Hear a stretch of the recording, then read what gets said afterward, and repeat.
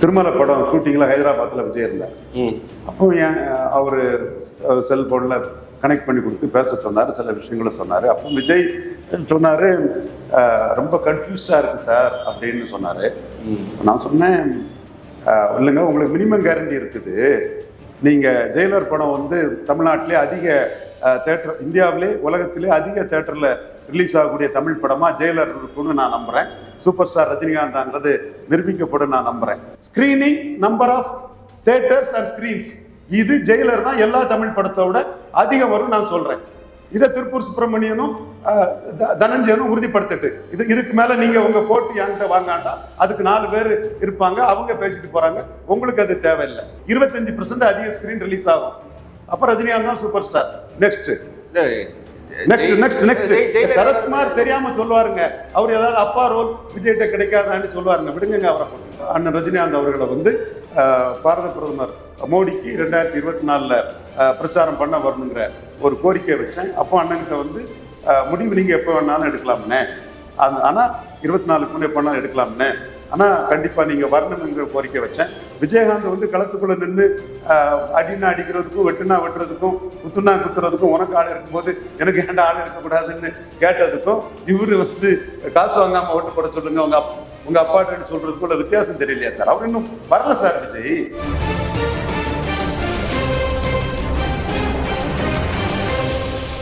FTP நேயர்களுக்கு வணக்கம். இன்று நம்முடன் ஆர்டி சார் இணைஞ்சிருக்காரு. வணக்கம் சார். வணக்கம் வம்சி. ஸோ இன்று விஜய் ஒரு பிறந்த நாள். 18 வயது நடிகர் தொடங்கி இன்னைக்கு வந்து நம்பர் 1 பொசிஷன் அட்டைன் பண்ணியிருக்காரு. அடுத்த கட்டத்தை அரசியலுக்கு உள்ளதுக்கான ஆயத்த பணிகள் செஞ்சுட்டு இருக்காரு. ஸோ எப்படி பாக்குறீங்க விஜய் பத்தி? ஒன்றும் பெரிய காட்டமா இல்லையே. இல்லை, அரசியல் சொல்ல விஜய்ன்ற ஒரு மனிதனோட வளர்ச்சி பத்தி ஃபர்ஸ்ட் பேசலாம், அதுக்கப்புறம் ஒரு அரசியல் இருக்கிறது. அது விஜய் என் ஃப்ரெண்டு ஒரு உயர் பதவியில் இருக்கிறாரு. பதவிக்கு வந்து பிறகு நம்ம பார்க்கல, வேண்டிய அவரோட கௌரவம் கருதியும் நான் அவரை போய் பார்க்கல.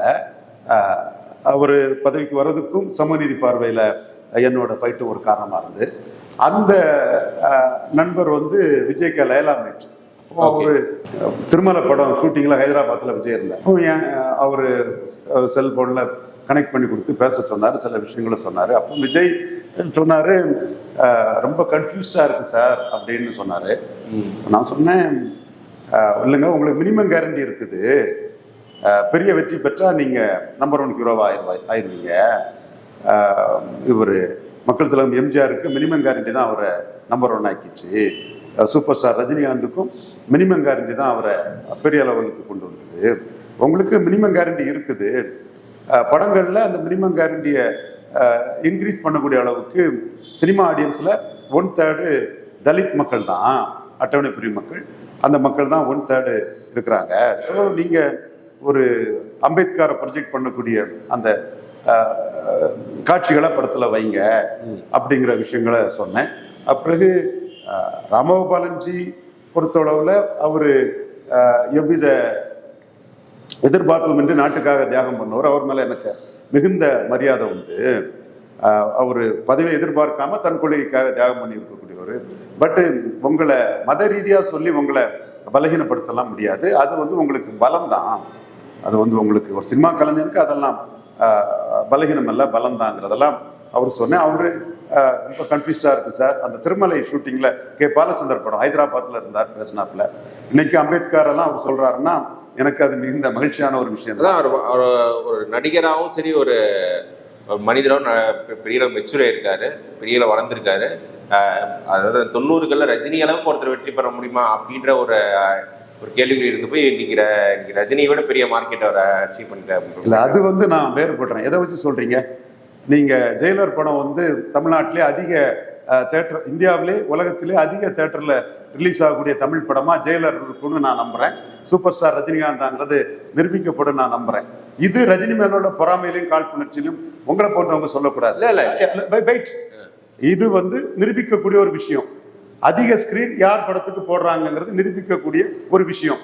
இது வந்து ஆனஸ்டா திருப்பூர் சுப்பிரமணியம் அப்புறம் அந்த தனஞ்சயன் இவங்களும் சொல்லட்டு எந்தெந்த ஏரியாவில் எவ்வளவு ஸ்கிரீன் யார் படம் போட்டிருக்காங்கிறது பார்ப்போம். நிச்சயமா இதுவரை ஸ்கிரீனான தமிழ் படத்தை விட ஒரு 25% அதிக ஸ்கிரீன்ல சன் பிக்சர்ஸ் ஜெயிலர் வந்து ஸ்கிரீன் ஆகும் நான் சொல்றேன். அப்போ ரேட்டு வியாபாரம் எல்லாம் வதந்தி எப்படியும் இருக்கலாம். we cannot prove that. screening number of theaters and screens இது ஜெயிலர் தான் எல்லா தமிழ் படத்தை விட அதிகம் வரும் நான் சொல்றேன். இதை திருப்பூர் சுப்பிரமணியனும் தனஞ்சயனும் உறுதிப்படுத்திட்டு இதுக்கு மேல நீங்க உங்க போட்டு என்கிட்ட வாங்காண்டா அதுக்கு 4 பேர் இருப்பாங்க, அவங்க பேசிட்டு போறாங்க, உங்களுக்கு அது தேவையில்லை.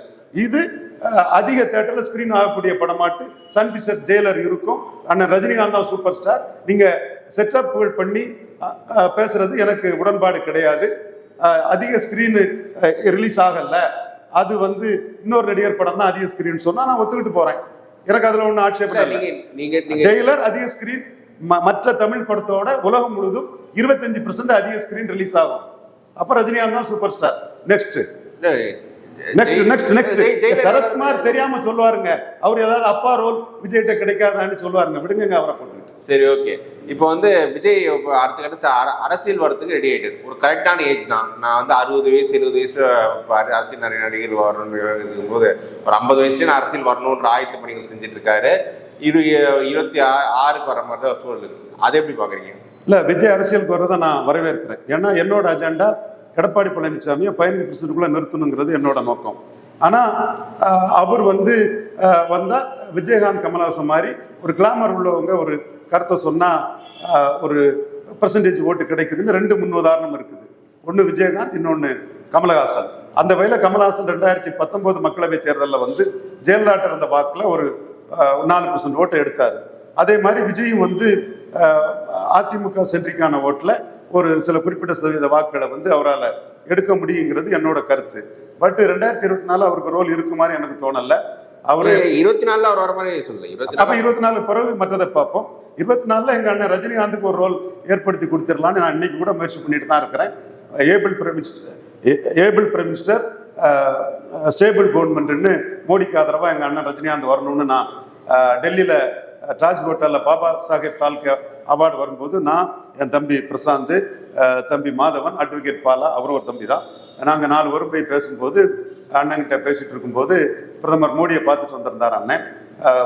யூபி கொஞ்சம் டஃபா இருக்கும் போல இருக்குன்னு சொன்னாப்புல, பிரைம் கொஞ்சம் இதாக இருக்கிறாருன்னு சொன்னாப்புல. இல்லைண்ணே, ஈஸியா அமித்ஷா ஜெயித்து கொடுத்துருவாரு, 40% ஓட்டு யாரையும் ப்ரொஜெக்ட் பண்ணாம வந்திருக்கு, யோகியை ப்ரொஜெக்ட் பண்றதுல சில மைனஸ் இருக்கு, அதை ஓவர் கம் பண்ணி அமித்ஷா 40%க்கு மேல ஓட்டு எடுத்து கொண்டு வந்துருவாருண்ணே, ஈஸியா வந்துருவாங்க அண்ணன்னு அண்ணன்கிட்ட நான் சொன்னேன்.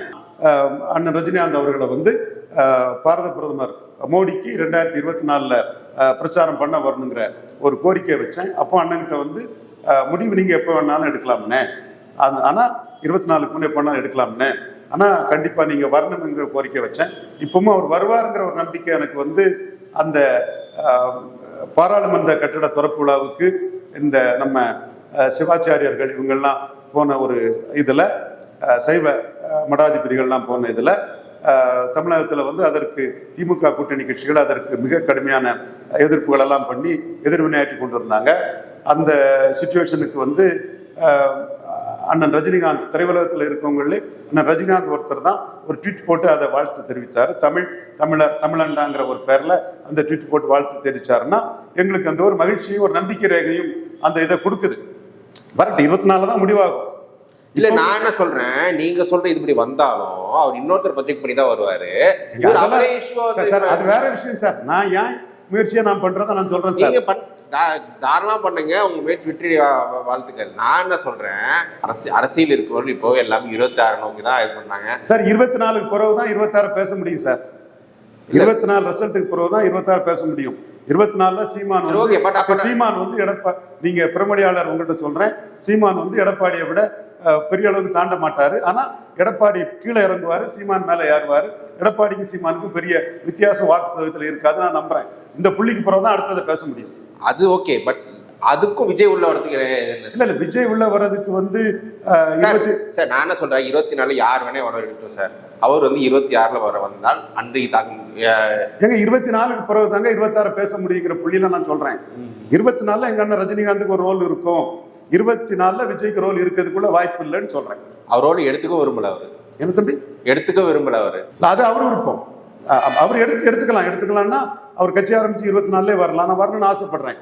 அவர் 24 விஜய் வந்தாருன்னா எடப்பாடி பழனிசாமிக்கு ஒரு 4-5% ஓட்டு பாதிக்கும். நான் வரணும்னு ஆசைப்படுறேன். ஏன் டார்கெட் எடப்பாடி பழனிசாமி?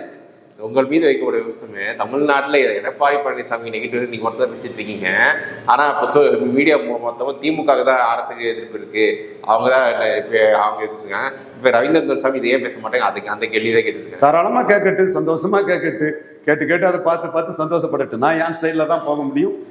திமுகவை வீழ்த்துறது 2026 ரவீந்திரன் துரைசாமி டீம் எல்லா சக்திகளையும் வந்து அரவணைச்சு தான் வீழ்த்த முடியும். அதற்கு பல ஹிட்டன் ஸ்ட்ராட்டஜி பண்ணிட்டு இருக்கிறோம். அந்த வகையில் வந்து விஜய் வந்து 24 ஒரு ஃபோல்ஸ் ஆனால் அவரையும் ஒரு ஃபோல்ஸ் ஆட்டு அதை பயன்படுத்திக்கலாம். அந்த அந்த வகையில் பன்னீர்செல்வம் ஒரு பெரிய ஃபோல்ஸா 24 வந்துருவார் நம்புகிறோம். தினகரன் ஒரு ஃபோல்ஸா இருப்பார், அன்புமணி ஒரு ராமதாஸ் ஒரு ஃபோல்ஸா இருப்பார். மற்றபடி அண்ணாமலை வந்து ஒரு ஃபோல்ஸா எமர்ஜ் ஆகி வர்றதுக்கு வாய்ப்பு இருக்குது. இவங்க எல்லாமே சேர்ந்து எடப்பாடியும் பழனிசாமியும் சேர்த்து ரவீந்திரன் துரைசாமி ராஜாஜி பாணி 67 ஸ்ட்ராட்டஜியில் தான் வந்து திமுக வீழ்த்த முடியும். அது எனக்கு ரோல் இருக்கு. நம்ம வந்து வெறும் அரசியல் விமர்சனங்கள் நம்ம நினைக்காண்டாம். எடப்பாடியை 15% இதுக்குள்ள நிறுத்தினாதான் நம்ம அடுத்த கட்ட ரோல்ல நம்ம சாதிக்க முடியும். ஸோ அதில் நான் குறியா இருக்கிறேன். 26க்கான என் ரோலை நான் உறுதிப்படுத்துறதுக்கு அதில் நான் குறியா இருக்கிறேன். என் ரோலில் தான் நான் உறுதியாக இருக்க முடியும். 4 பேர் என்னத்தோ சொல்றாங்க, பொங்கப்பா சொல்லிட்டு போங்கப்பா, பார்த்து சந்தோஷப்பட்டுட்டு போங்கப்பான்னு அதை நாம விட்டுட்டு போகணும். நம்ம ரோல்ல தெளிவா இருக்கணும். அதுல கூட என்னோட சகோதரர் சீமான நான் எடுக்கல. ஏன்னா அவர் தொடர்ந்து 1, 4, 7 ஜம்பிங்லே போயிட்டு இருக்காரு. 24 ஒரு ஜம்பு வந்துட்டாருன்னா 26 அடுத்த ஜம்பை தான் அவரை பார்ப்பாரு. அந்த தினமலர் பத்திரிகையில் அவரை தேவையில்லாம காழ்ப்புணர்ச்சியோட களங்கப்படுத்தின மாதிரியும் அதை வந்து இன்னொரு தொலைக்காட்சி எடுத்து பண்ண மாதிரி நான் செய்ய stage with Vijay. Last question. இப்போ வந்து விஜய் 2006 விஜயகாந்த் உள்ள வரும்போது அவர் வந்து திரை கவர்ச்சியை தாண்டி ஒரு பெரிய ஃபேக்டர் அவருக்கு பெனிஃபிட்டை கொடுத்தது என்னன்னா வட மாவட்டங்களில் பாமக எதிர்ப்பு. அதனால விருதாச்சலத்தில் அவர் ஜெயிச்சு எம்எல்ஏ முடிச்சது. அந்த மாதிரி ஒரு இஷ்யூ விஜய்க்கு ஒரு 26 ஃபேவர் பண்ண வாய்ப்பு இருக்கா? அதே மாதிரி இந்தியாவில் திரும்ப பேசிய விஷயம் வந்து இங்கே வந்து மைனாரிட்டிஸ் செக்ஷன்ஸ் வந்து லீடர்ஸ் வர்றதுக்கு அபூர்வமாக இருக்குது இந்திய அரசியலில், சிறுபான்மையினருக்கு. பட் விஜய் வந்து ஒரு கிறிஸ்துவர் என்பதால் ஒரு கிறிஸ்துவ சமூக மைனாரிட்டிஸ் வந்து காஸ்ட் நியூட்ரல் தான். அந்த ஒரு இங்கே தமிழ்நாட்டில் ஜாதி வேறுபாடு தான் அரசியலுக்கு, மத வேறுபாடு இல்லை. ஸோ விஜய் கிறிஸ்டியானிட்டி விஜய் வரும்போது சிறுபான்மை வாக்காளர்கள் அவர் நோக்கி வரது வாய்ப்பு இருக்கா? விஜய் இன்னும் தெளிவே படுத்தலைங்க. அவர் வந்து சுதப்பலா இது சுத்த சன்மார்க்க சங்கம், இது லயன்ஸ் கிளப், ரோட்டரி கிளப் மாதிரி உங்க பெற்றோர்கிட்ட பணம் வாங்காம ஓட்டு போட சொல்லுங்க. ஃபர்ஸ்ட் டைம் ஓட்டர்ஸ் டார்கெட் பண்றாரு. எங்க டார்கெட் பண்றாரு? அவர் வீட்டுக்குள்ள இருந்து டார்கெட் பண்ணா டார்கெட்டா? சீமான் தான் களத்துக்குள்ள இருக்காரு. நீங்க வீட்டுல இருந்து டார்கெட் பண்றவங்கள டார்கெட் பண்றாருன்னு சொன்னீங்கன்னா என்னங்க அர்த்தம்? மீனிங் இல்லையாங்க உங்களுக்கெல்லாம்? அவரு விஜயகாந்த் வந்து களத்துக்குள்ள நின்று அடினா அடிக்கிறதுக்கும் வெட்டுனா வெட்டுறதுக்கும் குத்துனா குத்துறதுக்கும் உனக்கு ஆள் இருக்கும்போது எனக்கு ஏன்டா ஆள் இருக்கக்கூடாதுன்னு கேட்டதுக்கும் இவரு வந்து காசு வாங்காம ஓட்டு போட சொல்லுங்க உங்க அப்பாட்டு சொல்றதுக்கும் உள்ள வித்தியாசம் தெரியலையா சார்? அவர் இன்னும் வரல சார் விஜய். நான் வரணும்னு ஆசைப்படுறேன், மக்களவை தேர்தலே வரணும்னு ஆசைப்படுறேன். பட் அவர் ரோல் இருக்க மாதிரி தெரியல. அவரு மக்களவை தேர்தல் அவர் வரப்போறது கிடையாது. அவர் ரோல் மக்களவை தேர்தல் ரிசல்ட்டுக்கு பிறகுதான் சட்டமன்ற தேர்தல். அவர் லைன் ஆஃப் தாட் ஒன்று கிளாரிஃபை பண்ணிருக்காரு. பெரியாரை படிங்க, காமராஜர் படிங்க, அம்பேத்கரை படிங்கன்றாரு. ஸோ இந்த லைன்ல வந்து சாவர்கர் பேப்பர்ல எடுக்கல. ஸோ ஹி இஸ் வெரி அந்த திராவிடன் டிரெவிடியன் ஐடியாலஜி நோக்கி தான் வர்றாரு. அம்பேத்கரை பீப்புள் டார்கெட் பண்ணி போறாரு. Kamaraj is simple for clean politics. Okay, அது நான் வரவேற்கிறேன். தந்தை பெரியார் பதவி இல்லாம மக்களுக்காக தொண்டாற்றியவர். அண்ணல் அம்பேத்கர் மிகப்பெரிய இன்டலெக்சுவல் சேஞ்சு. பெருந்தலைவர் காமராஜ் மையமாக வச்சுதான் தமிழக அரசியல். அதை சர்க்கார் படத்துல ஏஆர் முருகதாஸ் கூட அந்த வரலாற்றை கரெக்டா ஒரு புள்ளிக்குள்ள சொல்லுவாரு. ஓகே, பட் 24 விஜய் இல்லை. எனக்கு ஆசை இருக்கு வரணும்னு. என்னோட அஜெண்டாவுக்கு, என் அஜெண்டாவுக்கு அவர் வர முடியாது, அது எனக்கு தெரியும். பட் 26 பற்றி 24 பிறகு பேசலாமே. ஓகே சார், இவ்வளோ வந்து கேள்விகள் பதில் சொல்ல முடியும் சார். Thank you sir.